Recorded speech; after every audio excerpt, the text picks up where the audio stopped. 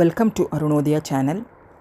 ಸಾಯಿ ಸುತೆಯವರ ಅನುಬಂಧದ ಕಾರಂಜಿ ಎಪಿಸೋಡ್ 14ಕ್ಕೆ ಸ್ವಾಗತ. ಆರಾಮಾಗಿ ಅವಳ ಕಾಲೇಜ್ ಗೆಳತಿಯರ ಅಂತೆಲ್ಲ ಮಾತಿಗೆ ಕೂತ ರೂಮಿನ ಬಾಗಿಲಿಗೆ ಬಂದ ಸುಕನ್ಯಾ, ಇನ್ನು ಮಲಗಿಲ್ವೇನೋ, ದಂಡಿಸೋ ಜನ ಇಲ್ಲಿ ನೋಡು ಇಲ್ಲಿ ರೇಗಿದರು. ಮಲಗದೆ ಅಣ್ಣ ಹೊರಗೆ ಬರೋದು ಬೇಡ. ಪಕ್ಕದ ರೂಮಿಗೆ ಹೋಗಿ ಬಾಗಿಲು ಹಾಕಿಕೊಂಡ. ಇದು ಅವನ ಮೌಳಿಯ ಸ್ವಲ್ಪ ಹಿಂದೆ ಉಷಾ ಕೂಡ ಮಲಗುತ್ತಿದ್ದ ಕೋಣೆ. ಇವನಿಗೆ ಕೆಲಸ ಸಿಕ್ಕ ಮೇಲೆ ಓದುವ ವಿದ್ಯಾರ್ಥಿಗಳೆಂದು ಅವರಿಬ್ಬರನ್ನು ಪಕ್ಕದ ಶುಭಾಳ ಕೋಣೆಗೆ ವರ್ಗಾಯಿಸಿ ಇಲ್ಲಿಗೆ ಇವನಿಗೆ MD ಪಟ್ಟ ಕಟ್ಟಲಾಗಿತ್ತು. ಹಾಗಿದ್ದ ಮೌಳಿ ಬಂದು ಇಲ್ಲೇ ಮಲಗುತ್ತಿದ್ದ.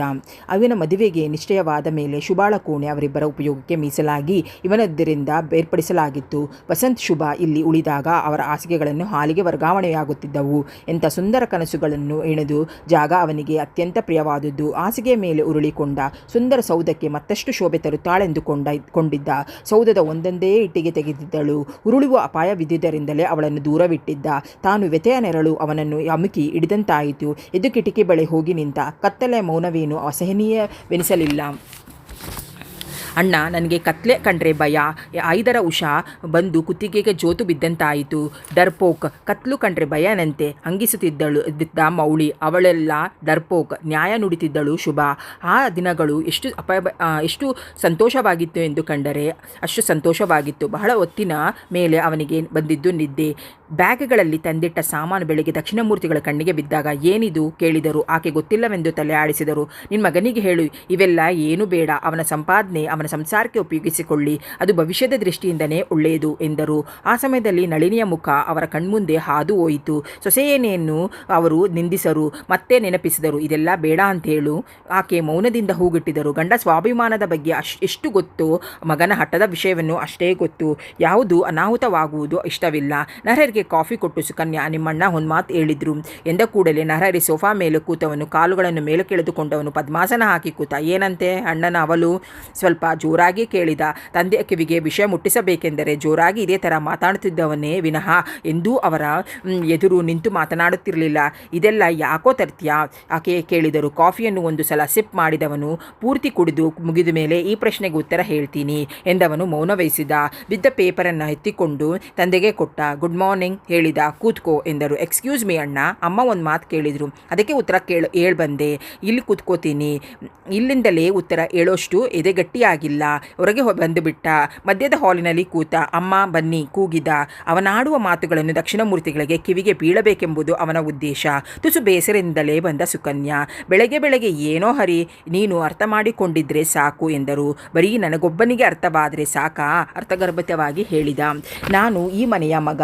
ತರೋಕೆ ಬರೋಕೆ ಹೋಗೋಕೆ ಹಕ್ಕು ಅಧಿಕಾರ. ನಾನೇನು ಪ್ರಾಣಿ ಅಲ್ಲ, ಭಾವನೆಗಳು ಇರೋ ಮನುಷ್ಯ. ಹುಟ್ಟಿದ ನೆಲೆಯಲ್ಲಿ ಕರ್ತವ್ಯ ಮರೆತವನ ಮಧ್ಯದಲ್ಲಿ ಬರೋ ದಾಂಪತ್ಯವನ್ನು ಗೌರವಿಸ್ತಾನ. ಸ್ವಲ್ಪ ಗಟ್ಟಿಯಾಗಿಯೇ ಹೇಳಿದ. ರೂಮಿನೊಳಗಿಂದಲೇ ಕೂಗಿ ಹೇಳಿದರು ದಕ್ಷಿಣಮೂರ್ತಿಗೆ. ನನಗೆ ಕೇಳಿಸ್ತು ಅಂತ ಹೇಳು ನಿನ್ನ ಮಗನಿಗೆ. ನರಹರ ತುಟಿಯಂಚಿನಲ್ಲಿ ನಸುನಗು ತೇಲಿತು. ಹುರ್ರೇ ಕೂಗಿ ತಾಯಿಯ ಸುತ್ತ ಕುಣಿದಾಡಿಬಿಟ್ಟ. ಆಮೇಲೆ ಹೋಗುವ ಮುನ್ನ ಆಕೆ ಕೈ ಹಿಡಿದುಕೊಂಡು, ನನ್ನ ಪರ್ಸ್ನಲ್ಗೆ ಅಂತ ಒಂದಿಷ್ಟು ಹಣ ಉಳಿಸಿಕೊಂಡು ಮಿಕ್ಕ ಸಂಬಳದ ಹಣವನ್ನು ಹೇಗೆ ನಿನ್ನ ಕೈಗೆ ಕೊಡ್ತಾ ಇದ್ನೋ ಹಾಗೆ ಅಷ್ಟೇ ಹಣವನ್ನು ನಳಿನಿಗೆ ಕೊಡ್ತಾ ಇದ್ದೀನಿ.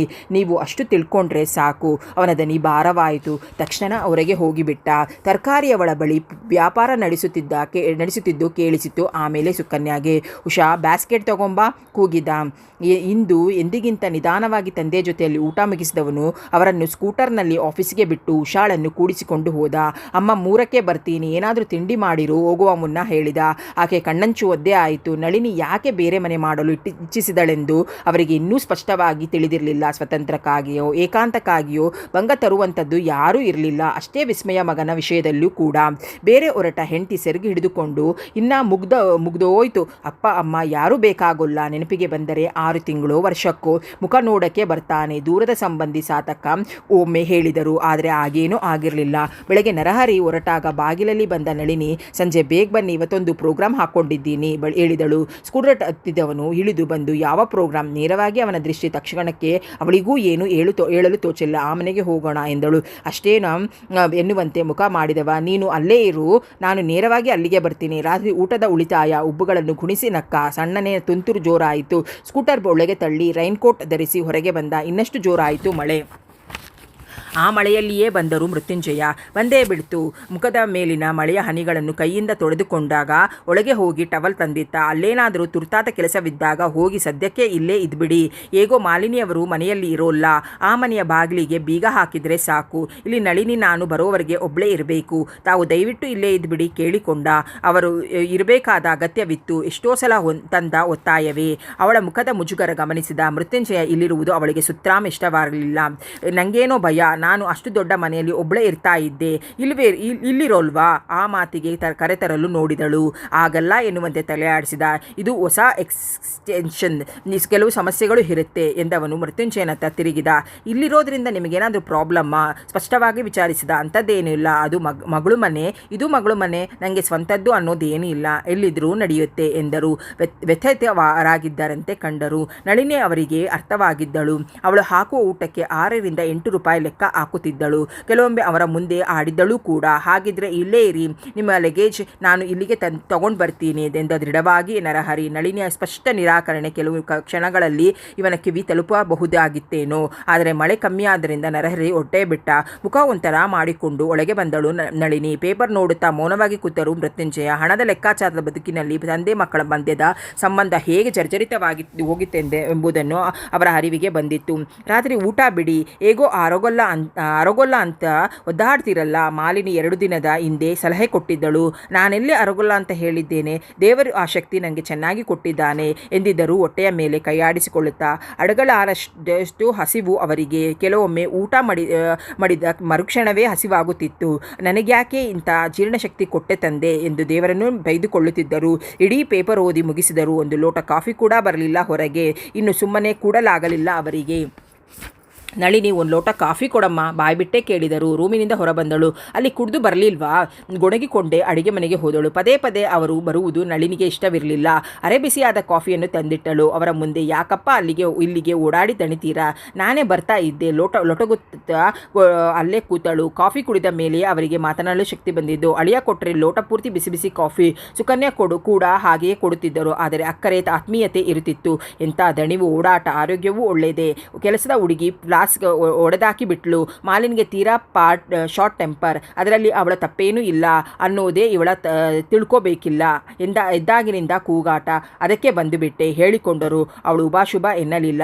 ಬಿಗಿದೇ ಇದ್ದಳು. ನಳಿನಿ ಈಚೆಗೆ ನಿನ್ನ ಮದುವೆ ಆದಮೇಲೆ ಮಾಲಿನ್ಗೆ ತುಂಬ ಕೋಪ. ಪ್ರತಿಯೊಂದಕ್ಕೂ ಸಿಡಿದು ಬೀಳ್ತಾ ಇರ್ತಾಳೆ. ಕೆಲವೊಮ್ಮೆ ರೋಸಿ ಹೋಗುತ್ತೆ. ಅವಳಿಗೆ ಸರಿಯಾದ ವಯಸ್ಸಿನಲ್ಲಿ ಮದುವೆ ಮಾಡೋಕ್ಕಾಗಲಿಲ್ಲ. ಅದು ನನ್ನ ತಪ್ಪ.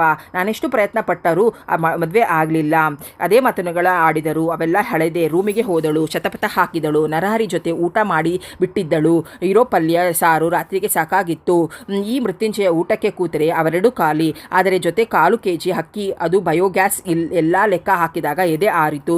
ಬೀಗದ ಕೀ ಬಂಚಿ ಹಿಡಿದು ಹೊರಗೆ ಬಂದೇ ಬಿಟ್ಟಳು. ನಡಿಯಪ್ಪ, ಆ ಮನೆಗೆ ಹೋಗೋಣ. ನನಗೂ ಇಲ್ಲಿ ಬೇಜಾರು. ಕಂತಿಗೆ ಮಾಲಿನಿ ಅಕ್ಕ ಒಂದು ಟಿವಿ ಕೊಡಿಸ್ತೀನಿ ಅಂತ ಹೇಳಿದ್ದಾರೆ. ಅವಳ ಮಗಳನ್ನು ಮಮತೆಯಿಂದ ನೋಡಿದರು. ಅಲ್ಲಿ ಹೂವಿನಂತಿದ್ದಳು. ಸಂಸಾರ ಎಷ್ಟು ನಗ್ತಾ ಇದ್ರು. ನೀನು ಹೊರಬಂದಿದ್ದು ನನಗಿಷ್ಟವಾಗಲಿಲ್ಲ.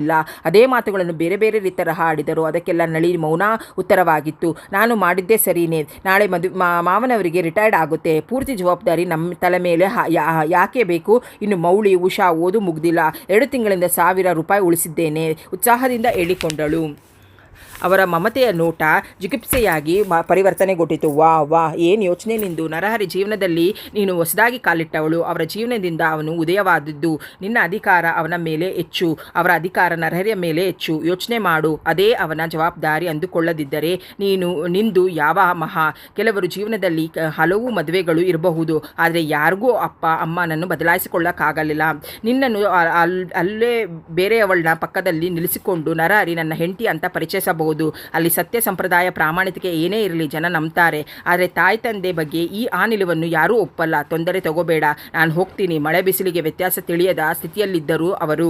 ಹತ್ತಿರದಲ್ಲಿದ್ದ ಪಾರ್ಕ್ನಲ್ಲಿ ಹೋಗಿ ಕೂತೇ ಬಿಟ್ಟರು. ಮೃತ್ಯುಂಜಯ ಬದುಕಿನ ಬಗ್ಗೆ ಒಂದು ರೀತಿಯ ವಿರಕ್ತಿ.